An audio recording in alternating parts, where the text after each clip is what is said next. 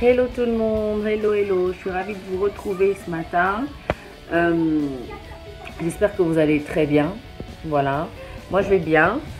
Donc je fais cette vidéo, c'est vrai que je suis un peu fatiguée, j'ai des cernes et tout ça parce que bon, j'ai pas assez dormi.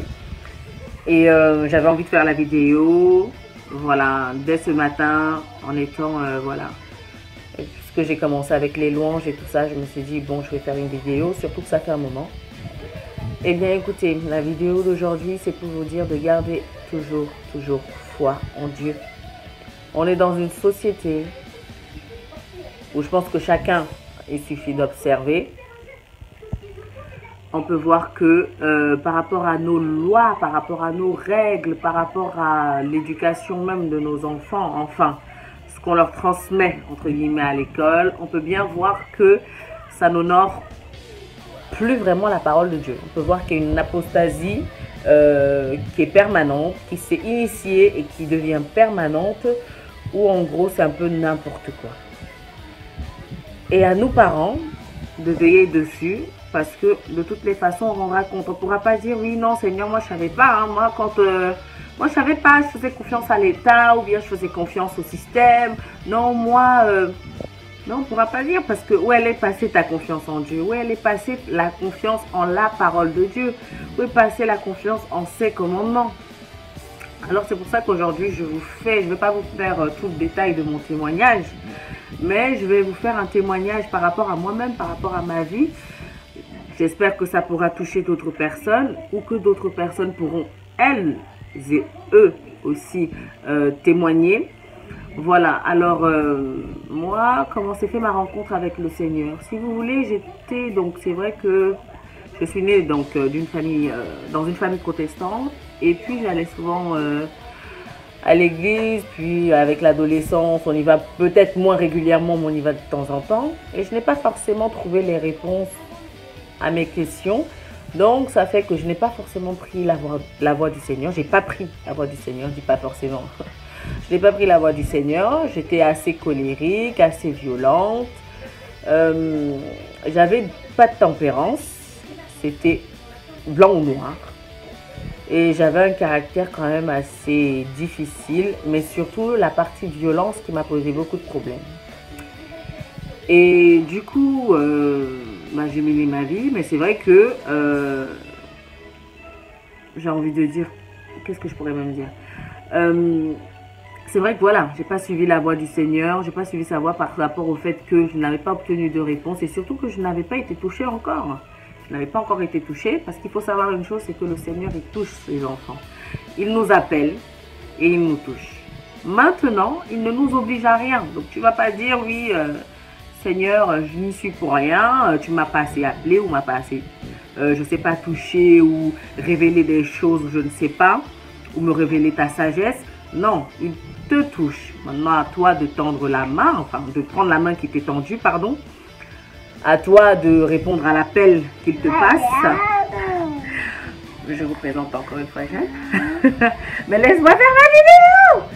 Et oui, tu veux témoigner aussi? Amen. Bon, Jeanne aussi, elle vous fait son témoignage. Le téléphone. Et donc, du coup, arrête de zoomer, tout le monde va voir mes cernes. Arrête. Donc, du coup, bon. Du coup, si vous voulez, j'ai pas pris le chemin. Je suis un peu entremêlée, comme je vous ai dit, je suis fatiguée, mais j'ai pas pris le chemin qui est approprié à moi, et j'ai beaucoup regretté. J'ai pas mal regretté dans ma vie. Grâce à Dieu, il m'a permis, sincèrement, de trouver un mari, d'avoir de superbes filles, de pouvoir les élever aussi convenablement. Mais c'est vraiment la grâce de Dieu, parce que je ne méritais en rien toutes ces choses-là. Alors, voilà, donc il y avait cette partie violente, où j'étais vraiment dans la violence, et ça m'a posé beaucoup de problèmes, des problèmes de couple, des problèmes aussi scolaires, mais également, en fait, on fait la charité, où on se dit chrétien. J'appelle ça chrétien de façade. C'est-à-dire, oh, je suis charitable chez Seigneur parce que Je suis vraiment charitable parce que, et chrétien, parce que voilà, hein, je fais ci pour mon prochain, alors qu'on passe son temps à penser à mal de son prochain. Je fais cela, enfin toujours en train de je. Et puis cette charité hypocrite, c'est-à-dire j'ai donné et j'espère que tu m'en donneras plus, Seigneur. Hein. Voilà, et on est dans ce train-train-là, etc., etc. Et Dieu m'a permis de voir, il m'a saisi, il m'a touché. Parfois le Seigneur nous met par terre pour qu'on puisse réaliser qui il est. Et avec mon orgueil, parce que oui, il y avait la violence, mais il y avait aussi beaucoup d'orgueil, j'ai réalisé qui il était. J'ai réalisé et je me suis sentie sale, je me suis sentie rien. Et c'est bien d'admettre que nous ne sommes rien, parce que lui, il est tout. C'est bien d'admettre que nous ne sommes rien et qu'il est tout. Et là, je me suis sentie rien, je me suis sentie sale parce que notre Dieu est saint. Je me suis sentie sale parce que je n'ai pas respecté son chemin, parce que je n'ai pas respecté ses commandements. J'ai respecté ceux qui m'arrangeaient et puis ceux qui ne m'arrangeaient pas, je ne les ai pas respectés. Lorsqu'il dit que le Shabbat, il est à faire et nous savons quel jour et qu'on ne le respecte pas. Lorsqu'il dit que tu mentiras point et que tu passes ton temps à mentir. Lorsqu'il dit que tu ne voles point, on l'applique juste à non, je ne vais pas voler au supermarché, moi je ne vole pas chez les gens, moi machin. Oui, mais par exemple ton frère ou ta soeur ou ton ami ou je ne sais qui te doit, à qui tu dois peut-être de l'argent ou à qui tu as une dette, même peut-être que tu as oublié, ben si tu veux vraiment être juste, eh bien tu règles cette dette-là. Si tu veux vraiment être juste, c'est aussi avoir la capacité, de ne pas avoir l'amnésie quand ça nous arrange, c'est d'avoir aussi la capacité à reconnaître ses dettes, bien qu'elles soient infimes, ou bien que on ne juge pas ça important, ou que peut-être à la situation présente, on ne peut pas rembourser tout simplement. Eh bien, c'est à la personne à qui tu dois de te dire que c'est bon. C'est aussi reconnaître ses torts, c'est-à-dire demander pardon et pardonner. Et ça, c'est dur, hein. Ça, c'est dur. Et l'Éternel m'a montré, c'est pour ça que je vous avais fait une vidéo sur, en gros, la repentance. Le chemin de la repentance où, oui, tu dois demander pardon. Et tu dois pardonner. Tu ne peux pas dire, oui, Seigneur, moi, tu sais, je ne peux pas. Hein. Enfin, si je pardonne, hein, Seigneur, mais j'oublie pas. Non, j'oublie pas. Mais je fais des efforts. On oublie parfois que notre Dieu a de l'avance sur nous. On oublie que le diable aussi a de l'avance sur nous. C'est vrai. Le diable ou les diables, parce que c'est plusieurs créatures magnifiques, hein, je vous invite à lire Enoch, mais c'est vrai que le livre d'Enoch, mais par contre c'est vrai que on oublie que ce sont des créatures éternelles, ils ont de l'avance sur nous. Voilà pourquoi il est rusé, parce qu'il sait déjà ce qui nous fait, entre guillemets, feindre, ce qui nous fait tomber, et l'Éternel lui aussi a de l'avance sur nous, énormément, puisque c'est lui le créateur de toutes choses. Et hormis, parfois on le voit juste notre créateur, mais c'est le créateur de toutes choses, des anges déchus, de ces anges qui le servent, etc., etc. Donc il a de l'avance sur nous. Donc par conséquent, la sagesse lui revient, la gloire lui revient, l'intelligence, l'amour, la patience, la tempérance. Et le Seigneur m'a mis à terre, m'a mis par terre, et j'ai pu reconnaître qui il est. J'ai pu admettre et comprendre et accepter le Seigneur Jésus-Christ comme mon sauveur et mon Seigneur. Et aujourd'hui, je me tiens devant vous pour vous dire ça. On m'aurait dit ça il y a 3 mois, je n'aurais pas cru.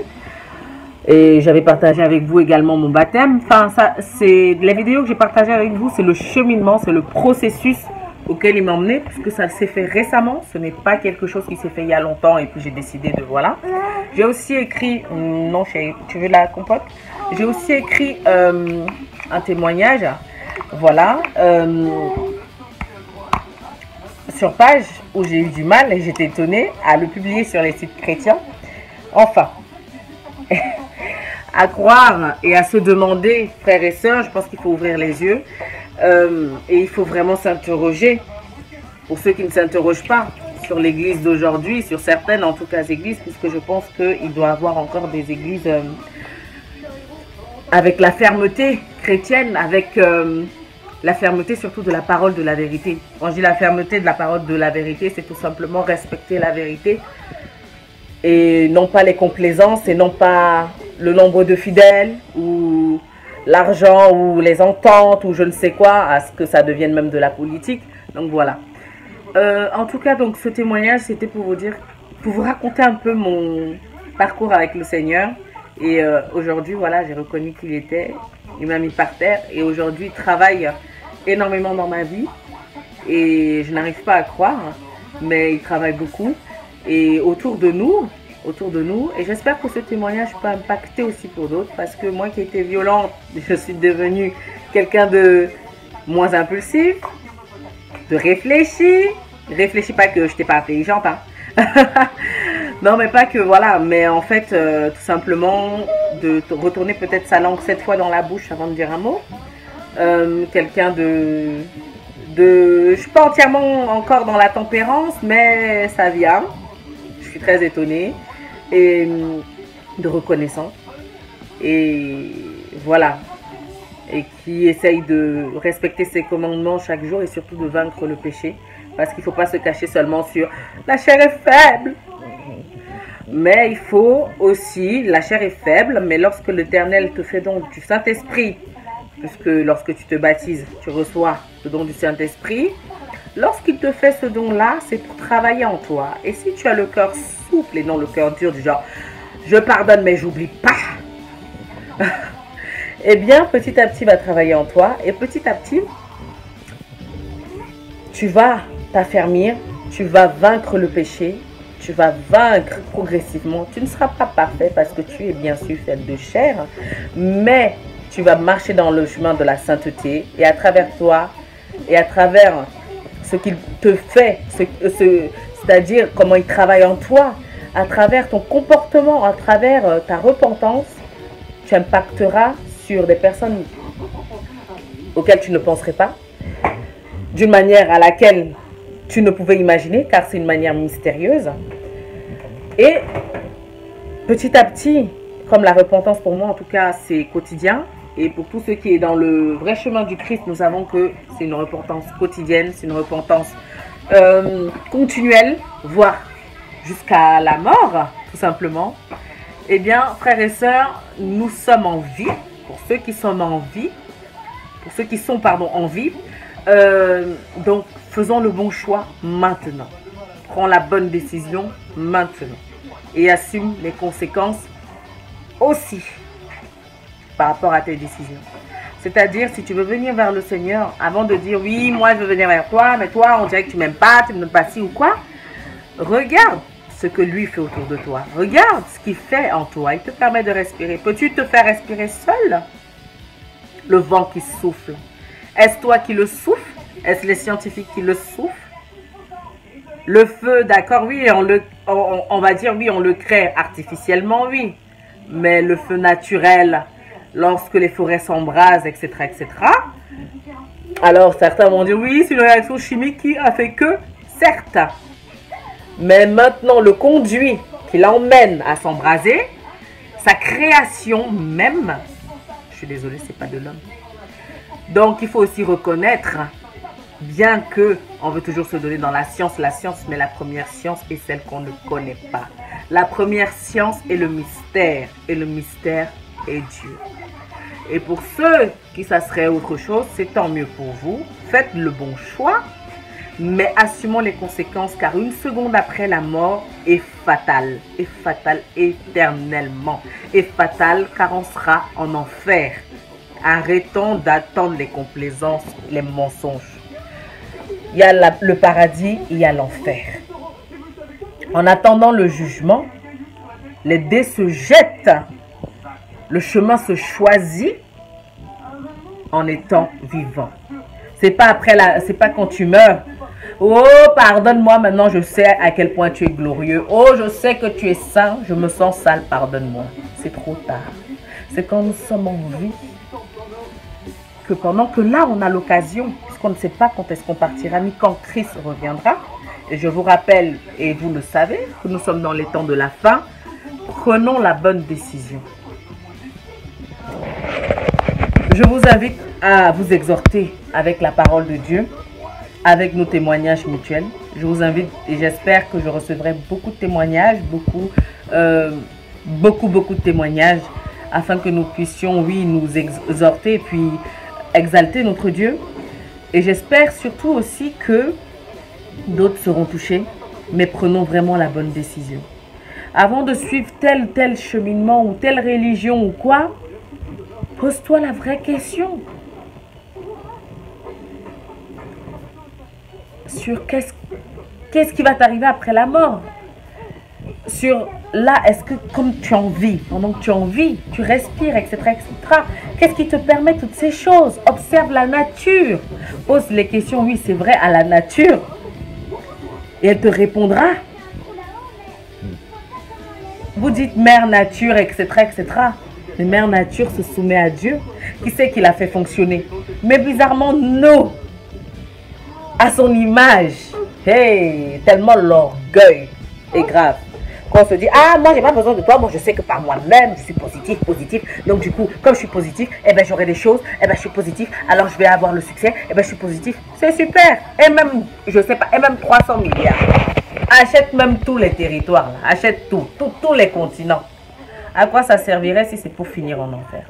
À quoi ça servirait si c'est pour que chaque jour de ta vie, tu te sentes sale? À quoi ça sert pour que chaque jour alors que chaque jour de ta vie, tu vas te sentir mal? Moi-même, hein, je n'ai pas envie du tout. Maintenant que je suis dans le chemin de Dieu, je ne peux pas quitter. Parce que je suis désolée, nous sommes tourmentés. La peine n'y est plus réellement. On est tourmentés. On n'a plus de valeur. On n'a plus de conviction. On marche. On est des esprits errants presque. Et moi, je dis toujours ça. J'étais morte et Dieu m'a ressuscité. Vous allez me dire comment ça? Je vivais, mais je vivais comme une morte. Parce que j'étais esclave du péché. Parce que je ne me sentais pas libre, bizarrement. Alors qu'on dirait, oui, nous sommes, voilà, dans les pays fraternels, dans l'égalité, la fraternité, la solidarité, la blablabla, la blablabla. Bref, c'est néant tout ça. C'est avec Dieu que je me suis affranchie et que je me sens libre pour pouvoir justement vous parler de lui ce matin. J'espère en tout cas que cette vidéo vous touchera ou vous a touché ou vous permet également de me toucher à travers vos témoignages. Je compte sur vous, hein. Et n'ayez pas honte de Dieu. Qu'est-ce qu'il nous a fait pour qu'on ait aussi honte de lui? Parce que pour suivre le diable, on court. Mais pour lui, ah Seigneur, j'ai pas le temps. Oh, la vie est dure. Oh Seigneur, il faut se chercher. Oh Seigneur, tu as dit que... Oh, arrêtons ça. Prenons les bonnes décisions et assumons les conséquences. Mais prenez la bonne décision. Bisous. Vous allez cuisiner, j'ai faim. Je vous laisse et je vous dis à la prochaine vidéo. Soyez exaltés. Je vais vous envoyer le lien d'une louange que j'aime beaucoup. Et on va finir ainsi. Seigneur, prends contrôle de chacun de tes enfants qui va regarder cette vidéo. Seigneur, appelle-le encore dans ta vie. Ne te décourage pas. Seigneur, révèle-lui quelle est ta volonté pour lui dans sa vie. Révèle-lui quelle est ta volonté pour lui, Seigneur, au travers de sa vie, afin que ta volonté soit faite. Seigneur, donne-lui ton pain quotidien. Seigneur, permets-nous de nous exalter et de former ensemble le corps du Christ. Soyez bénis. Oui, j'allais vous dire aussi, il faut accepter et respecter le fait que la volonté du Seigneur n'est peut-être pas la nôtre, que sa volonté n'est peut-être pas la tienne, que sa volonté n'est peut-être pas ce que tu attendais ou ce que tu espérais, tout simplement parce qu'il sait ce qui est bon pour toi, parce que c'est l'autorité du Christ, il sait ce qui est bon pour toi, il sait ce qui est meilleur.